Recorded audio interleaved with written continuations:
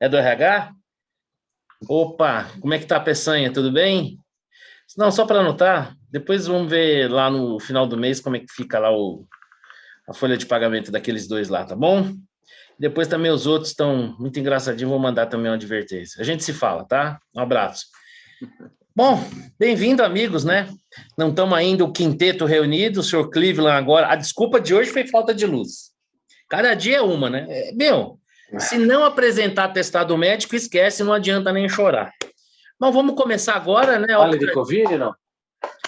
Não, agora, que Covid, meu? Covid, vai parar de trabalhar por causa de Covid? Trabalha de casa. Tu tá louco?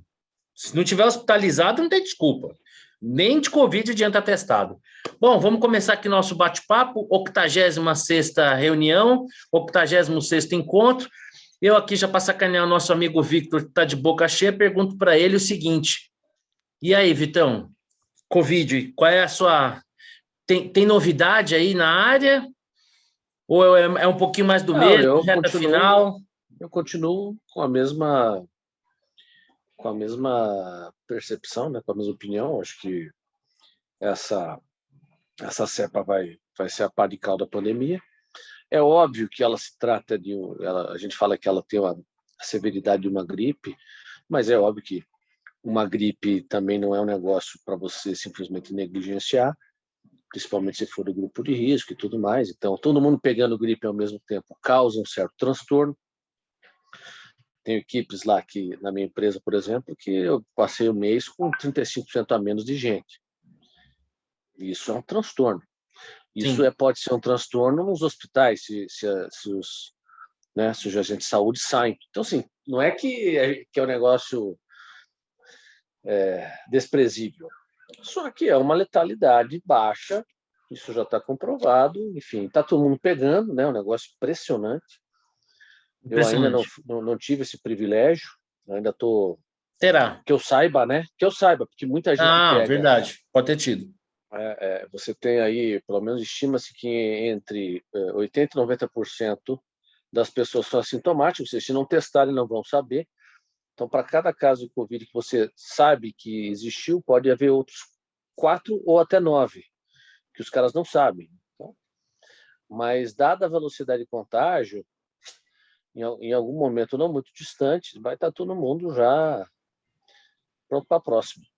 Aqui entre nós, tirando eu e o Cleveland, o Charal e o Rodrigo tiveram o Covid ou Não, não? not Não, yet. não que eu Niet. saiba. Tá. Falando em Covid, deixa eu fazer aqui render uma homenagem. É um grande privilégio para mim ter encontrado vocês pelo caminho. No caso do Xará, reencontrado, porque eu já havia tido contato com ele, ele nem lembra.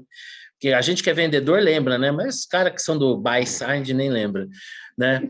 Há muitos anos atrás. E essa semana o Marcelo brindou a gente com um artigo muito interessante falando sobre a vacinação das crianças, né? E eu sempre fui um pouco reticente, um pouco tinha dúvidas em relação a isso, né? E sempre chamei a atenção que eu achava que as dúvidas dos pais eram legítimas, né, em relação a isso, por uma série de coisas. Essa não é uma vacina infantil, ela foi desenvolvida em muito menos tempo e tudo. E o Marcelo brindou a gente com um artigo bastante interessante no Papo de Boteco, no que ao final ele meio que sugeria, né, aos pais que, dado ali as informações que ele apresentasse, cada um fizesse sua escolha. E eu quero dizer que, por conta dos comentários do Cláudio, numa postagem que eu fiz, Cláudio Galvão, nosso colega de grupo lá no Papo de Boteco, e por conta do seu artigo, eu digo que se eu hoje tivesse um filho nessa faixa etária, eu vacinaria tendo lido aquilo que você escreveu. Então, eu queria aqui deixar meus parabéns. Você foi muito feliz, como sempre, né? Muito cartesiano, muito analítico nas suas colocações. Então, parabéns, Xará. Obrigado. Se serviu para alguma coisa, fico feliz. Não, sempre serve. As suas ponderações, elas pelo menos nos fazem pensar, na maioria das vezes nos fazem concordar. Eu, de vez em quando, eu discordo só de teimosia. Só de turrão, só para dar jogo. Mas, basicamente, eu concordo. Rodrigão, Mas e aí? só fazer uma observação sobre isso. Se eu não me engano, o Cláudio disse que o ideal seria vacinar as crianças com Coronavac, né? Sim, é verdade. Foi isso? E por que isso. ele disse isso? Porque é uma vacina mais, né, uma forma de produção mais convencional, né? Sim. Os efeitos já são conhecidos. Na verdade, ele até citou que a Pfizer, nesse caso, é meio que não serve para muita coisa. Né? Inclusive, nós temos uma amiga no grupo também. Obviamente é o posicionamento dele, né? Lógico. E nós temos uma amiga no grupo também, que é a pediatra da filha dela, né? Não recomenda, assim, não se posicionou, não assumiu para si a responsabilidade de indicar a vacina. Então, ainda tem muita dúvida sobre isso, por isso que eu sempre acho que, diante de uma dúvida de um pai, de uma mãe, o ideal é o acolhimento, procurar tentar o esclarecimento, e não o que a gente tem visto aí, essa briga de foice, que ganhou uma conotação ideológica em algo que não deveria ter, né? Bom, então vamos seguir aqui para o nosso próximo assunto. Hoje o tempo urge, né? Temos que correr atrás. Ontem faleceu, para alguns filósofos, para outros nem tanto assim, Olavo de Carvalho, né? Eu queria pegar as impressões de cada um de vocês sobre se o Olavo de Carvalho foi ou não relevante, qual o posicionamento de vocês em relação à obra dele, né? Como é que vocês analisam as mais diversas reações, das mais apaixonadas às mais deploráveis por conta da sua morte. Vou começar aqui pelo Rodrigão, que é o nosso zagueiro. Vamos sair tocando a bola. A gente não pode dizer que o Rodrigo seja aquele zagueiro tipo Dario Pereira, que sai jogando, é mais para Oscar, né? Então ele está mais para matar a jogada do que para sair jogando, mas também a gente não pode desprezar o futebol dele, que é um futebol eficiente. Então lá, Rodrigão, Olavo de Carvalho, vida e obra, vilão ou herói? Então, bom, em primeiro lugar, não conheço muito a obra do Olavo de Carvalho, embora eu tenha uma coleção inteira dele aqui, da qual eu li uns 3 ou 4 livros, que eu gostei de ler. Às vezes é meio cansativo ler ele. Se você pega os livros dele e lê, às vezes é um pouco repetitivo, prolixo e tudo mais. Os livros que eu li, eu gostei. Eu acho que eles ajudam a pensar, ajudam a ter uma visão diferente do mundo. Fora isso, do Olavo de Carvalho, acompanhava ele esporadicamente. Eu acho que nos últimos anos ele meio que se desviou, vamos dizer assim, daquilo que eu consideraria razoável, com algumas colocações que para mim dificilmente fazem sentido. Quando ele falava do Fórum de São Paulo, ele era o único que falava, era uma voz sozinha, né, no meio de todas, ele acertou. Então, assim, eu acho que ele tem um ponto a respeito disso, ele tem uma contribuição, ele trouxe para a gente o que é o conservadorismo, que tinha sido esquecido e tudo mais. Então, nesse aspecto, eu acho que ele tem uma obra a ser reverenciada, de certa forma. Mas nos últimos tempos, o que ele tem falado, do jeito que ele tem falado e da forma que ele tem abordado, né, essencialmente, eu não gosto muito, não. Eu acompanhei uma coisa ou outra e desisti de continuar acompanhando ele, porque esses últimos tempos, justamente por isso. Xará, será que nos últimos tempos o Olavo de Carvalho, usando as redes sociais, não usou uma linguagem mais acessível, mais popular, tentando atingir mais gente? E com isso aí talvez tenha lançado uma semente de um pensamento mais conservador de direita, num país onde a academia, os meios culturais estavam todos dominados pela esquerda? Então, eu tendo a concordar com o Rodrigo. Eu acompanhei um pouco o Olavo. Assim, também li 2 livros do Olavo antes dessa fase mais política dele, né? E a coletânea, o que você precisa saber para não ser um idiota, mostra um pouco esse caminho dele, porque são artigos, né, de 2013 até 2016, e você vai vendo como o pensamento dele vai se degradando com o tempo. Não é se degradando, na verdade é o mesmo esqueleto, né? Só que ele vai ficando cada vez mais, como eu vou dizer, começa a cheirar a teoria da conspiração, né? Uma espécie de o mundo está contra mim, eu sou o único arauto aqui e tal. A coisa começa a ficar um pouco egocêntrica, complicada, né? egocêntrica, enfim. Mas ele serve como vamos dizer, a espinha dorsal desse movimento politicamente, que se aglutinou em torno do Bolsonaro. Então, toda essa crítica que se tem em relação a ele, quer dizer, digamos que ele não fosse o guru do bolsonarismo, ele teria 10%, nós teríamos 10% da repercussão que a morte dele teve, né? Porque ele seria um cara meio fora do mainstream, né, de pensamento filosófico. Até acho engraçado isso, porque eu li no jornal o auto-intitulado filósofo Olavo de Carvalho. Já foi um progresso em relação ao astrólogo, né, porque normalmente se usa o termo astrólogo para designá-lo, o autodesignado filósofo, como se filósofo fosse você tem um carimbo, você se formou na faculdade de filosofia, aí você pode ser chamado de filósofo. Ridículo, né? Esse cara é um filósofo porque ele pensa, né? E coloca Sim, suas ideias. provoca Né? reflexões, né? Enfim. Mas o fato é que ele estava sozinho numa determinada seara e seria irrelevante se ele não tivesse sido, de fato, um catalisador em torno de um movimento político que no Brasil se concretizou no Bolsonaro. Então, ele tem o seu mérito nesse sentido. Agora, eu concordo com o Rodrigo, essa linguagem dele, por mais que seja... eu não vejo como uma forma de se tornar mais acessível. Ele era acessível mesmo quando ele não xingava. O xingamento ele é um pouco a forma de diálogo que ele escolheu, porque ele dizia que com a esquerda não tem diálogo.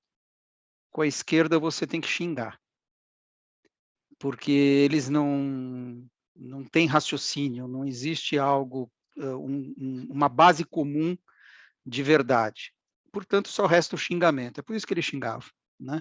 Mas ficou um negócio absolutamente chulo, se perde aí, né? Enfim, tem o seu valor. E aí, Vitão, o Olavo de Carvalho, culpado ou inocente? Nesse caso, eu tenho que fazer aqui, às vezes, de Glória Pires. Não tenho como opinar. Eu, surpreendentemente, nunca li nada do Olavo de Carvalho. O que eu sei são os memes dos xingamentos que ele fazia. Sobre a obra, não posso dizer absolutamente nada. Eu acho que essa questão do xingamento provavelmente é uma linguagem... ele era assim, o leãozinho, o leão das redes sociais, que no presencial devia ser um gatinho, né? Que muita gente xinga e bate, usando, obviamente, do escudo das redes sociais, que preservam a distância, né, sua de quem você agride. Então, assim, é fácil xingar na rede social. No presencial, os machões sempre arregam, né? Então, essa linguagem típica é ofensiva, é uma linguagem de rede social. Acho que ele deve ter feito isso para rebanhar aí, para ser notícia, né? Para ser notícia. E acho absolutamente lamentável que haja comemorações pela morte de alguém, né? Que é o famoso ódio do bem. Então, eu não posso falar nada sobre o Olavo, em termos de conteúdo, mas o que eu posso falar é que esse negócio de comemorar a morte do sujeito porque ele pensa diferente de você é um negócio nojento. É nojento, né? E a gente vê isso, assim, a hipocrisia reinante, né? Esse pessoal todo que se diz democrata e prega pelos valores, né? de igualdade, enfim, tem um discurso todo bonitinho, na hora H comemora a morte do cara porque discorda essencialmente do que ele disse. Então, isso realmente não é a primeira vez, né? A gente já vê manifestações parecidas com o que aconteceu. Eu lembro quando morreu o filho do Alckmin, quando faleceu até a mulher do Lula, enfim, era uma questão, é uma falta de humanidade tremenda, né? E a gente vê isso quando no mundo das redes, a gente acaba vendo as pessoas meio que se descortinam, né, para a sua essência. Quando o sujeito faz isso, você não pode esperar muita coisa mais dessa pessoa. Mas é isso, assim. Essencialmente, Glória Pires, não sei como opinar, mas eu acho que dessa conversa toda, eu acho que o xingamento é uma linguagem típica de rede social, onde você quer aparecer. Duvido que na prática ele mandasse os caras, né, tomarem lá no lugar, ia levar um murro na cara. Então, duvido que fosse esse... Ou talvez uma facada, né? Ou um tiro. Pode ser. E eu acho que a manifestação de celebração, né? Isso é um negócio sem palavras. Bom, vou dar aqui o meu pitaco. Eu acho que começando do final para o começo, eu acho que essa linguagem dele, o Marcelo coloca bem aí, né, que o Olavo defendia que com a esquerda, pelo menos a Tupiniquim aqui, não tem muito espaço para um debate. Eu não consigo discordar muito, para falar bem a verdade. Eu acho que basta ver o nível da nossa oposição. Temos oposição muito pouco republicana, então talvez ele tivesse alguma razão. Acho que também era uma linguagem para tentar alcançar um pouco mais pessoas, né? Transformar aquele pensamento dele mais elaborado num pensamento mais acessível. Eu acho que ele fez isso também através das pessoas que ele formou, né, através dos seus cursos, e acho que também misturava uma certa dose de rabugice, que a gente vai ganhando o direito de ter conforme vem a idade, com um pouco também de uma certa postura politicamente incorreta, né? Nós estamos num tempo em que as pessoas escolhem as palavras, poucas vezes falam verdadeiramente o que pensam, né? Basta ver aí, né, o presidente Biden, né? Porque a diferença de um ogro para o covarde é que o ogro xinga e fala o que pensa, né? E às vezes nem sempre todo mundo age assim, né? Essa gafe do Biden acho que é bem ilustrativa, né? O cara fez uma pergunta da Fox News lá sobre a inflação e a gente viu qual foi a resposta que vazou. Em relação ao Olavo... Acho que posso fazer uma interrupção? Acho que esse podia ser um tema da nossa conversa, que a gafe em si dele é normal, né? Reação normal de qualquer um de nós poderíamos ter numa situação dessa, né? Sim, sem sombra de dúvida. O problema é a reação da imprensa, que ninguém falou nada. Então, assim, quando você... Exatamente. Se fosse o Trump, imagina... Nossa Senhora! Né? Nossa, a corte de Haia, desrespeito humano, violação dos direitos de liberdade de expressão, está ameaçando a imprensa. Eu acho isso o mais vergonhoso. A reação em si é meio normal. Até mostra que o cara não é um banana, né? O cara tem sangue na veia. Né? Não é um banana, mas talvez um hipócrita, né? Não, hipócrita, sim. Né? Quer xingar o cara? Beleza. Eu acho a liberdade de expressão é a liberdade de ofender, né?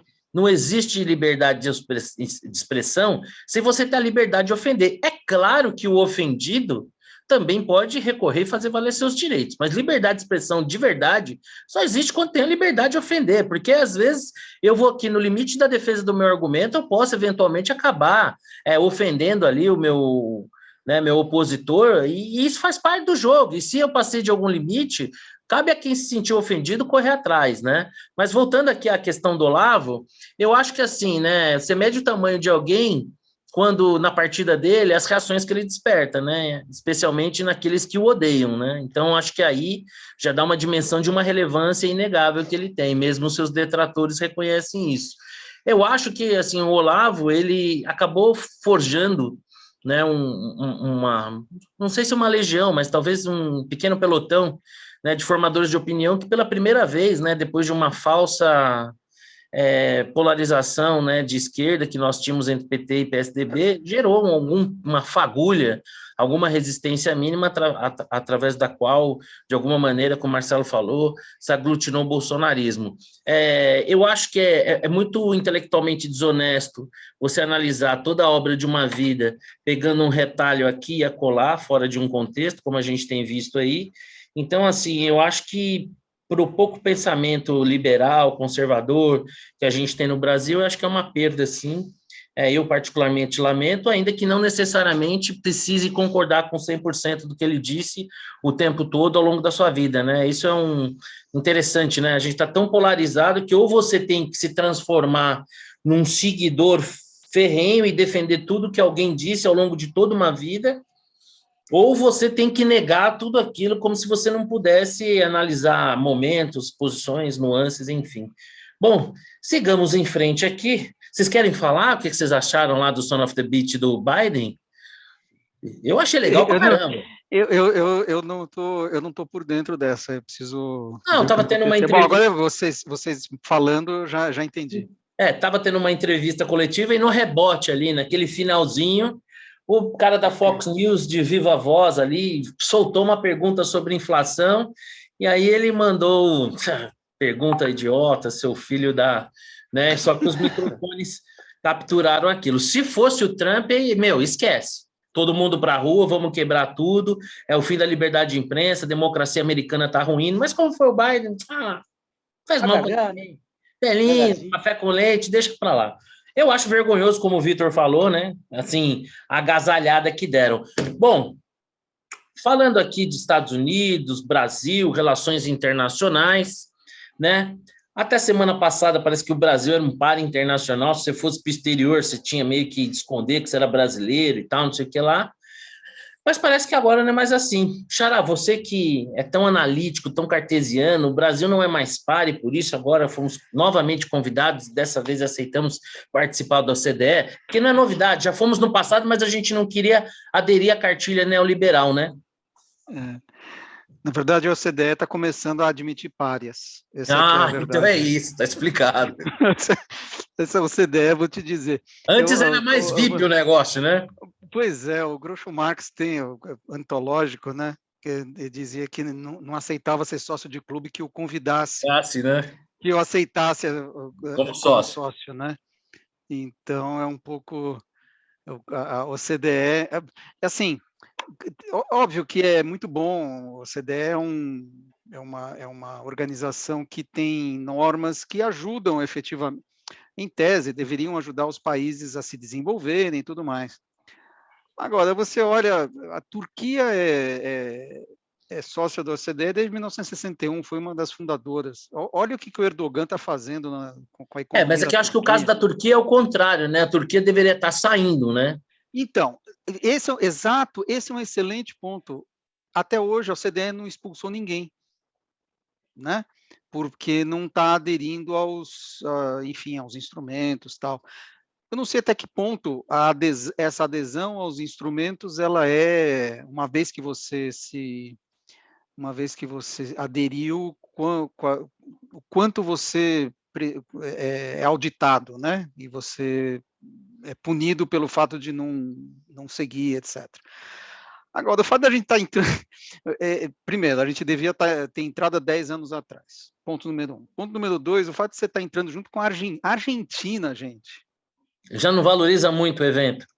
Então, não é que não seja bom, não me entenda mal, eu acho que é legal, é melhor do que não participar. Sim. E vai ter coisas, acabou, né, de ser anunciado aí a redução do IOF, que é uma das exigências. Você está me dizendo que é uma balada, você está me dizendo que é uma balada bacana, mas a frequência já foi melhor. Já foi melhor. É isso. Tipo assim, que a Turquia, na época lá do Mustafa Kemal Atatürk, tudo bem, tinha que estar lá, mas hoje já nem tanto assim. Hoje, pois é, e aí você vai... Eu fico imaginando, tudo bem, a Argentina, uma coisa é ser convidado, outra coisa é você entrar, né? Você precisa fazer uma série... Eu fico imaginando a Argentina, a bagunça macroeconômica que aderir... Bom, se a Argentina entrar, de fato, putz, o próximo é o Zimbábue, né? Sei lá, Venezuela. Não sei lá.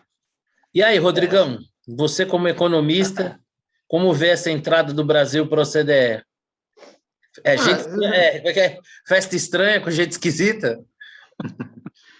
Vai ter bastante gente esquisita, mas o mais esquisito pode ser o Brasil mesmo, lá, se o Lula estiver lá, né? Tem que pensar nisso. Você imagina, não sei quando vai ser aprovado de fato a entrada, não sei se, né, mas pode ser que o Brasil nem entre se o Lula virar presidente e disser que não vai querer mais. Não sei como vai ser o trâmite, né, burocrático. O que eu acho é o seguinte: para quem dizia que a política externa do presidente era ruim, eu acho que isso é um gol a favor, né? Não é o primeiro. Ele já teve uma outra medida. É um golzinho feio de canela, mas é gol, né? É gol, né? Já teve uma outra medida aí que eu não estou me lembrando agora, mas que foi positiva também em termos de política externa,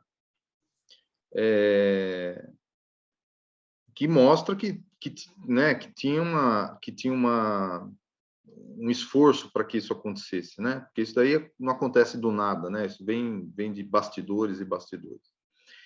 E eu não me lembro, você sabe que eu nem sabia que o Brasil tinha sido convidado anteriormente e tinha se recusado a participar do clubinho, né? E deve ser porque não deve ter saído muito no jornal, não sei bem que ano que foi, talvez eu não tivesse aqui no Brasil. Na verdade, Rodrigo, até desculpa, eu cheguei a pesquisar isso aí. Em 2007, não chegou a ser convidado, houve sondagem, porque isso aí é combinado, né? Uhum. Então, porque, claro que... Ninguém combina para receber não, né? Para receber um não, exato. Então, houve uma sondagem ali pelos idos de 2007, o presidente da OCDE era muito simpático à ideia e o Brasil estava em ascensão, né? Tanto que o nosso assessor... O assessor internacional na época era o Marco Aurélio Top, né? Então, a capa da Economist é 2009, né? Com Cristo decolando e tal. Então, era mas assim, mais ou menos aquela época, mas não chegou a ser convidado, né? Só para deixar claro. Mas vocês têm que... Assim, o que acontece? Celso Amorim, que era o presidente das Relações Exteriores, ele meio que... Eu acho que isso é um legado dele também, né? Então... é um legado ruim. E eu acho que, na época, não teve tanta condenação por essa decisão. Participar de uma organização dessas traz responsabilidade e traz visibilidade. Vai ter o bônus também, né? E a gente já está vendo. Não sei exatamente, eu acho que vai fomentar um pouco mais o comércio entre os países que fazem parte disso, suponho eu, né? Mas, enfim, eu acho que isso é um gol a favor para alguém que era considerado, uma política de relações exteriores que era considerada ruim. Eu acho que não é. Eu acho que a política de relações exteriores do Celso Amorim era pior, era bem ruim, mas as pessoas não reconhecem isso. Tem outras questões intraministeriais ali, né? Na questão de formação, teve algumas modificações que o Celso Amorim promoveu e que foram bem ruins para a diplomacia do Brasil, né? Essa é uma outra questão. Então é isso. Eu acho que vai ser bom para o Brasil. Não sei mensurar, não tem se é muito, pouco, talvez quase nada, mas vai ser bom. Ô, Vitor, o Brasil entrar no OCDE é que nem brigar com bêbado, você bateu em bêbado, você apanhou de bêbado. Olha, na verdade, eu vou falar uma coisa. Quando eu era criança e a gente estudava geografia, eu tinha certa vergonha do Brasil não estar na OCDE. Você lia lá a lista dos países, tinha uns países meia boca lá. Pô, como é que o Brasil não entendia direito as coisas? O Brasil não está nessa lista, porque sempre você tinha o comparativo OCDE, não sei o quê. Acho legal que o Brasil esteja entrando nisso aí, mas tem um negócio. Se isso em algum dia foi um baile de gala participar desse clube, a Colômbia já está lá faz tempo, tá? E a Colômbia, apesar de não tem grandes vantagens, não vejo como institucionalmente à frente do Brasil, está no mesmo balaio. Mas assim, a Argentina está junto, então assim, se isso já foi um dia um baile de gala, hoje é baile funk. Se convidou a Argentina, desculpa, a régua está bem baixa. E a gente vai passar nessa régua baixa. Não quer dizer nada. Tipo, a Turquia está lá, como disse o Guterres. E a Argentina foi convidada, a Argentina.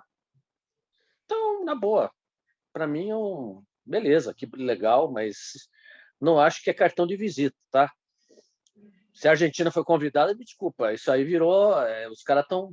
É aquele cara que está caçando gente na rua para entrar na festa. Porque... Beleza. Eu vou falar com o rapaz aqui que cuida da parte do canal aqui, da inteligência, para gerar o algoritmo voltado lá para o pessoal da Argentina, que eu tenho certeza que eles vão adorar esse seu comentário. E você vai ser, talvez, uma figura muito querida ali quando você estiver passeando ele pelas calles de Buenos Aires, ali na Florida e tal, certamente será reconhecido e recebido calorosamente como nosso irmão brasileiro, aquele que nos ama. Muito bom. Mas muito provavelmente, muitos vão concordar comigo. E assim, nós não temos grande mérito, estamos um pouco melhor que eles, não muito. Só um pouco. Eu ia falar uma coisa, mas tudo bem. Mas beleza. Bom, a gente tinha falado... Fala aí, o que você fala? Bom, tá valendo, né? Não, os mais céticos dizem que é tipo assim, né? Que na Argentina eles estão comendo merda e a gente com pão com merda, né? A gente estaria um pouco melhor. E aí o problema é que se o Lula ganhar, o pão vai acabar. Aí tira o pão. Aí vamos ver, né?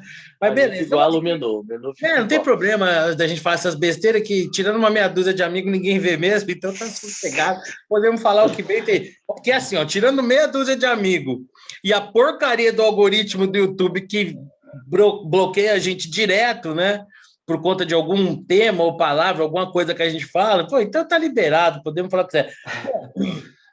Vamos falar agora das pesquisas eleitorais. Saiu uma pesquisa agora, recentemente, vinculada a uma instituição financeira, que mostrava ali, né, na pesquisa espontânea e mesmo na estimulada, o que já pode ser considerado um empate técnico entre o Lula e o Bolsonaro. Claro que ainda, talvez outras pesquisas confirmem essa tendência, que parece ser algo, na minha percepção, mais condizente com com que, pelo menos eu imagino, assim, que eu sinto ao meu redor. Claro que eu tenho noção de que eu vivo, todos nós, cada um de nós, vive numa bolha, mas eu procuro ali ficar um pouquinho na ponta do pé, olhar um pouquinho mais distante e tal. Me causa realmente uma estranheza que um candidato tão líder assim não possa pôr o pé nas ruas, né?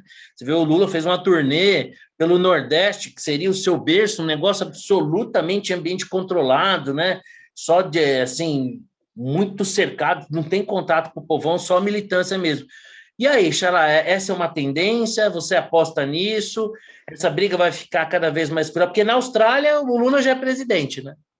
Se depender aí de alguns veículos, já ganham até no primeiro turno. Por isso que eu até tenho conversado com os amigos de mercado, com a sensação que eu tenho é que, assim, a eleição não vai trazer downside para o mercado, né? Porque se o Lula já é presidente na Austrália, né, provavelmente a eleição traga ganhos para o mercado. O que você acha? Então, estava ouvindo hoje que essa alta da Bolsa, da nossa Bolsa aqui, as últimas 2 semanas, é porque os gringos estão entrando, porque, na verdade, tanto faz o Lula ou o Bolsonaro, são dois candidatos conhecidos, e daí todo mundo já sabe mais ou menos como é que vai ser, tal, não tem grande surpresa. Essa é a análise. Bom, enfim, o fato é que pesquisa, eu não sei, eu acho que pesquisa essa altura do campeonato ainda é muito recall, o cara conhece o nome, não vejo como uma preferência eleitoral, eu acho que o pessoal não está, acho que tão longe de ter escolhido candidato nessa altura do campeonato, essa é a minha impressão. Em janeiro, ainda falta tanto tempo. E eu concordo, tendo a concordar com você, o presidente... Primeiro, não vai ter definição em primeiro turno, ponto. Duvido. Não vai ter. Isso não existe. O Fernando Henrique ganhou as 2 eleições do primeiro turno porque ele era um candidato mais centrista. O candidato das pontas não ganha no primeiro turno. Exatamente. Né? Não, e ele era o mandatário, né? Assim, pois é, nem era o mandatário, ele era o ministro da Fazenda que trouxe o real. Além disso, ele era o cara que estava no spot, né? E havia poucos candidatos também, né, na época, assim. Esse negócio de ganhar no primeiro turno é uma palhaçada, é uma piada. Não existe. Se houvesse possibilidade de se ganhar no primeiro turno, seria o Bolsonaro, que é o mandatário, mas ele não tem popularidade para isso. O Lula não ganhou no primeiro turno em 2006. Né? Tudo bem que foi 1 ano depois do mensalão, tal, mas mesmo assim, a economia estava bombando. 2010, a Dilma não ganhou no primeiro turno, o Lula tinha 84% né, mais de 80% de popularidade. Então, muito difícil não, eu descarto essa hipótese. Portanto, vão 2 para o segundo turno. E o grande desafio, eu continuo dizendo isso, o grande desafio é destronar o Bolsonaro. Eu acho que o PT está no segundo turno. O PT tem lá um núcleo sempre esteve, né? Uma vez que Sempre houve, esteve. tendo o segundo turno, ele estava lá, ganhando ou perdendo. Exato, desde 1989. Então, vai estar. O grande desafio dessa tal terceira via, que até agora não apareceu, é destronar o Bolsonaro. Eu acho difícil. Então, eu acho que essas pesquisas, elas, primeiro, não indicam preferência eleitoral, segundo, é Bolsonaro e Lula por enquanto. E está certo, é isso mesmo. Ô, Vitor, eu tenho a sensação, como Xará, de que a candidatura do Moro parece que não está ali na curva do tempo, acelerando como se imaginava. Esses dias, inclusive, vi uma nota na imprensa dizendo que a presidente do Podemos, a deputada Renata Abreu, isso mesmo, que a deputada Renata Abreu, inclusive, cogitava a possibilidade do Moro compor chapa sendo vice. Um negócio meio engraçado, porque eu não vejo ninguém na frente dele como alternativa e terceira via, pelo menos pelo que as pesquisas apontam. Mas, enfim, né, ele mesmo, no programa do Bial, até falou que ele estava à disposição, sugerindo que ele poderia, sim, em algum momento, talvez compor uma chapa numa posição de vice. Mas aí, você concorda com o Xará? Nós teremos aí um segundo turno entre Lula e Bolsonaro, e a coisa não estava tão simples assim para o PT como aparentava. Como é que você vê isso aí?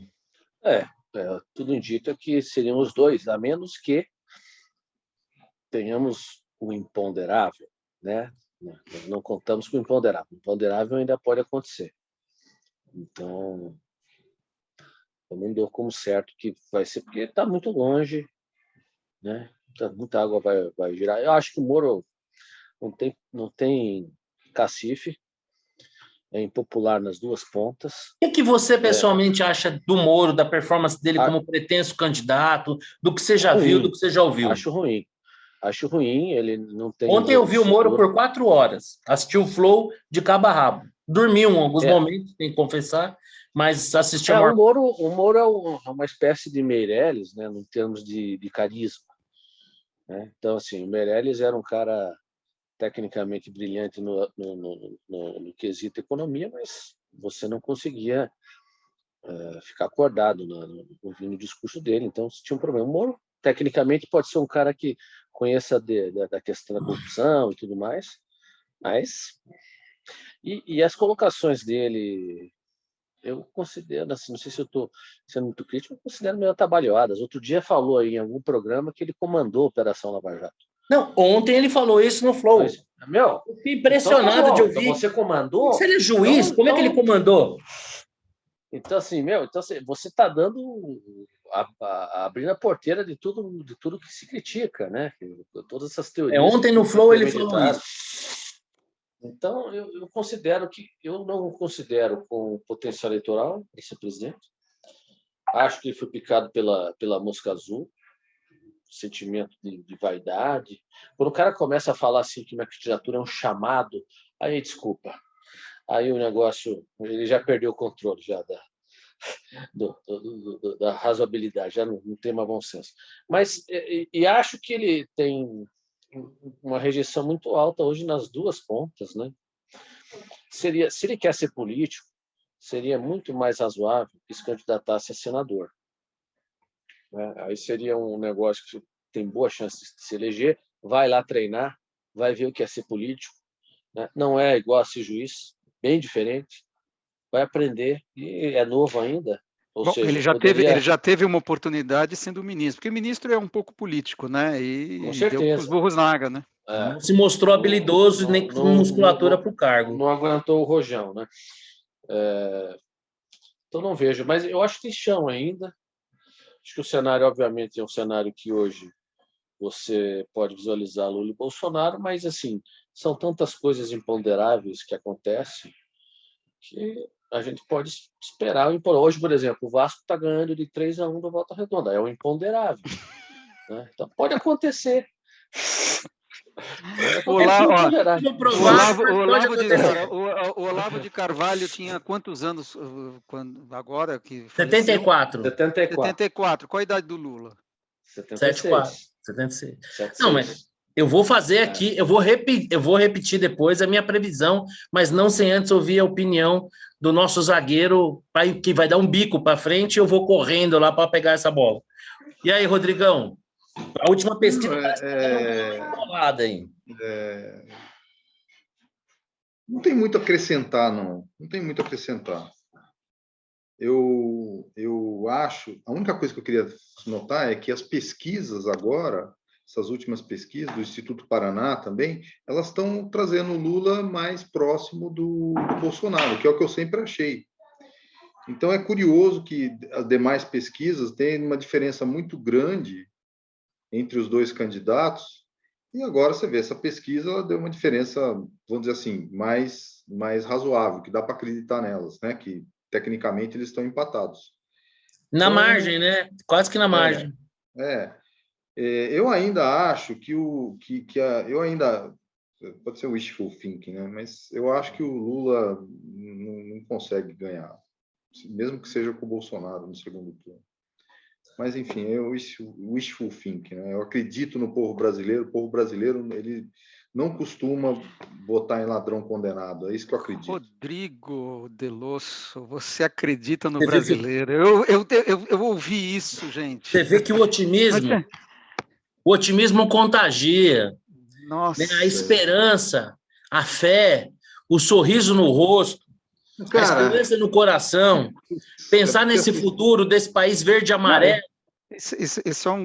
A gente tem que guardar essa gravação. Isso. Essa bandeira do abismo, que nunca será vermelha. Na beira do abismo. Você tem toda a população, né, do Brasil, 130 milhões, 140 milhões de eleitores, né, para te empurrar para o abismo. Você pode, de repente, achar que não vai te empurrar, vai te segurar para não cair, né? Who knows? Eu avançarei nesse raio de luz, nessa fresta, né, que desvirgina a escuridão dos desesperançosos, e direi o seguinte: o senhor Luiz Inácio Lula da Silva, a certa altura da corrida eleitoral, ao perceber que irá perder, irá ficar doente para se dedicar futuramente a uma causa humanitária qualquer. Ele não irá encerrar a carreira dele com uma derrota. Anotem. Uma barbada para quem quiser ganhar um dinheirinho. O Lula paga 1 para 1,40. O Bolsonaro paga 1 para 3,40. Acho que é 4 e pouco, né? 4 e pouco. 4 e pouco. É dinheiro. Quem assume? O Haddad assume? É dinheiro pendurado em árvore. Pouco importa, é poste. Qualquer poste que colocar lá, não importa. Não, mas seria o poste Alckmin? Não, Alckmin não, Vitor. Pelo amor Haddad, de Deus. Haddad. Tem que ser petista. Tem que ser petista, mas pouco importa também. Basta o Lula falar que é o candidato dele. Porque é aquela história. Se ganhar, ganhou, foi o Lula que ganhou. Se perdeu, quem perdeu foi o cara. O Lula é desses aí mesmo. Um relógio parado, né, 2 vezes no dia acerta, né? É que nem o Ciro Gomes, a cada 986 bobagens que o menos longevo ministro da Fazenda que esse país já teve fala, uma coisa ou outra ele acerta. E esses dias fazendo um raio-x sobre o que o Lula representa para a esquerda no Brasil, ele foi muito feliz, né? Quando alguém lá do Brasil 247 questionou ele se no segundo turno ele viajaria de novo para Paris e tal, e não sei o que lá. A minha sensação... O que ele respondeu? Ele fez ali uma digressão, né, do que foi o Lula e de como foi para a esquerda, né, as possibilidades que haviam, as eleições que talvez um outro candidato de esquerda com menos rejeição pudesse ter uma chance maior de vencer, e que o PT nunca abriu mão desse protagonismo e nunca abrirá mão, porque o PT tem um projeto de poder em que a democracia, qualquer limite legal, ético, moral, pouco importa. Vocês estão cagando e andando para isso, eles não têm nenhum apreço pela democracia, eles defendem sem nenhum pudor controle social da mídia, controle das redes sociais, financiam ditaduras, aparelhamento das Forças Armadas, tudo isso. Ele não tem documento oficial do PT, isso não é opinião minha, né? Tem documento oficial do PT fazendo uma autocrítica sobre seus anos do poder, dizendo que não despertou um espírito mais patriótico nas nossas Forças Armadas, né? Um nome bonito de transformar nossas Forças Armadas numa extensão do partido. Então, assim, eu tenho certeza que durante o processo eleitoral, esse sentimento antipetista que parece que está meio esquecido, eu acho que não está. Eu acho que essa é uma brasa aí que, na hora que assoprar, acende, e, obviamente, né, que a economia não precisa recuperar tanto, mas um mínimo que seja dos piores momentos, né? 3 anos de governo, Bolsonaro viveu praticamente 2, ou talvez aí venha viver um pouco mais de pandemia. Então, assim, não acho que é uma esperança tola e vã imaginar que o Bolsonaro tem todas as chances de ganhar a eleição. Aliás, para mim, esse é o cenário mais provável. E enquanto Moro, Cara, Sobre o Moro, Ciro né? Gomes, deixa eu te falar uma coisa. Ele fica com esse discurso aí anti-Lula, mas se o Lula ganhar essa eleição, ele vira latisticamente seria ministro do Lula. Ah, não tenho dúvida. Não tenho Como um dúvida. cachorrinho, bem mansinho, que late de vez em quando e vai com o seu dono, vai lá banar o rabinho. Quem? Porque Desculpa, quem? sempre foi assim. O Ciro Gomes. Ah, o Ciro. Ah, não iria resistir um Ele é carguinho. lá, ministro da integração regional, essas coisas. Não, disso eu não tenho dúvida. Agora, em relação ao Moro, eu penso assim, um excelente juiz, os números falam por ele, né? Teve suas sentenças todas ratificadas. Acho que um mediano para medíocre ministro, né? Se mostrou com muito pouca resiliência, né? Nesse programa do Flow ele mesmo fala, né? Ah, o presidente me traiu, que eu quase que implorei para ele vetar algumas coisas. Então, assim, sabe, não acho que ele seja uma pessoa mal intencionada, não acho que ele seja um cara desonesto. Agora, a sensação que eu tenho é que, assim, a saída dele do governo foi um golpe de marketing de alguém que já pretendia alçar um voo maior. Puta, o navio tá afundando, meu. Vou tirar minha casquinha daqui. Aquela ligação que fizeram pro Guedes, abandona esse governo aí, eu acho que fizeram pro Moro.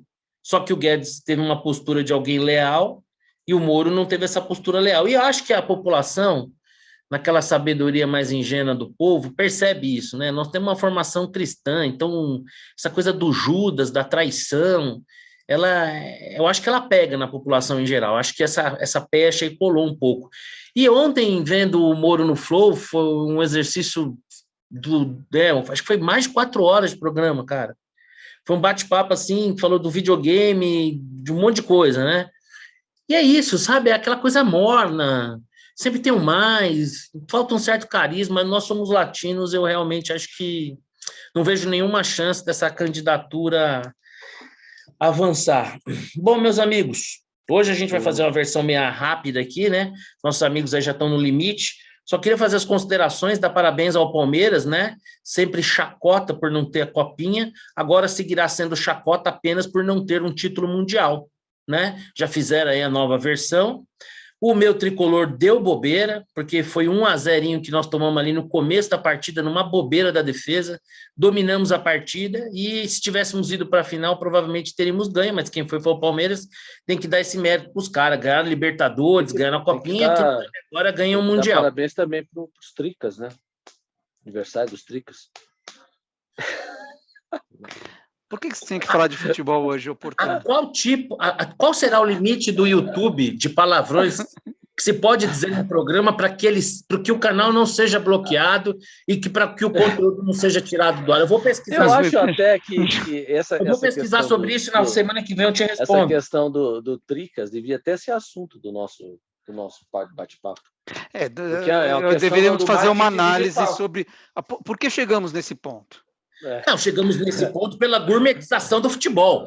Hoje você vai no estádio, você não pode xingar mais o adversário.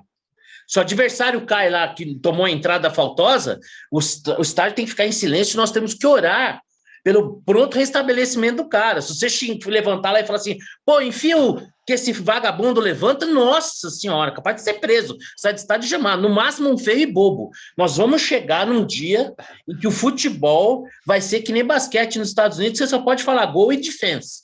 Não pode falar mais nada, não pode xingar ninguém. Quer dizer, você trabalha a semana inteira, você paga o ingresso para adquirir o seu direito de ir lá xingar de peito aberto. Do que você bem entender, não pode. Agora não pode mais. Né? Não pode. Tem que chamar de feio, bobo. Esse é o egoísta, passa a bola. É isso que nós estamos chegando. Então, um idiota lá do departamento de marketing, né? Que nunca deve ter ido no estádio, nunca deve ter ido numa arquibancada. Aliás, eu gostaria de fazer um convite para ele, que ele fosse assistir um jogo de São Paulo na arquibancada, se apresentasse, ele seria efusivamente recebido. Seria um dia muito legal, com essa ideia de jirico, né? O futebol, o que ele é? Ele é tradição, é história, e um idiota qual faz um negócio desse, né? E o que é pior, você não pode nem chamar mais o cara de leproso, porque pega mal. Então agora você só pode chamar de bexiguento, lazarento e morfético. Leproso já não pode chamar mais. Putz, grilo. Bom, se forem derrubar o canal, já era. Agora já falou. Já falou. Isso, mas é isso. Bom, alguém quer falar mais alguma coisa de futebol? Vamos às nossas considerações finais, uma vez que o nosso tempo hoje está apertado. vou ter que dar uma saída agora mesmo, não consigo ficar, não. Então, Rodrigão, valeu, obrigado pela sua participação aqui. Vamos encerrando aqui. Falou, tchau, tchau. O Xará, e aí, qual que é a sua bola dentro, qual que é a sua bola fora? A minha bola dentro vai para o convite para o Brasil entrar na OCDE, apesar das companhias, melhor estar lá do que não estar. Essa é a minha bola dentro. A minha bola fora, e vocês devem ter comentado isso em alguns 2 programas anteriores, eu não estava, mas eu vou dar minha bola fora para os jornalistas da Folha. Nossa, a gente deu essa bola fora por você, tá? Pois é, então está aqui atrasado, mas eu acho que foi um negócio tão absurdo que, enfim, mesmo que seja atrasado, está aqui a minha contribuição. Agora, a dica eu não tenho, assim, eu assisti vários filmes nessas minhas férias e, assim, nenhum deles eu falo, putz, vale a pena. De fato, não consegui acertar nenhum, então vou ficar devendo. E aí, Vitão? Não, bola fora, de fato, essa questão do manifesto aí, pró-censura, né? Acho que isso já deveríamos ter tido até falado semana passada, mas esse negócio foi tão ruim que valem umas bolas fora semanais por um mês. A bola dentro, não tô. Bola dentro, acho que vamos, né, falar do Palmeiras, campeão da Copinha, e o aniversário dos Tricas. Acho que esse bola dentro também é um time cheio de títulos aí, né? Vamos terminar de gravar, eu respondo. Bom, a dica é o seguinte: 4ª temporada de Ozark. Tá legal? Não. Sei que saiu. As 3 temporadas iniciais foram muito boas, é uma série super bacana.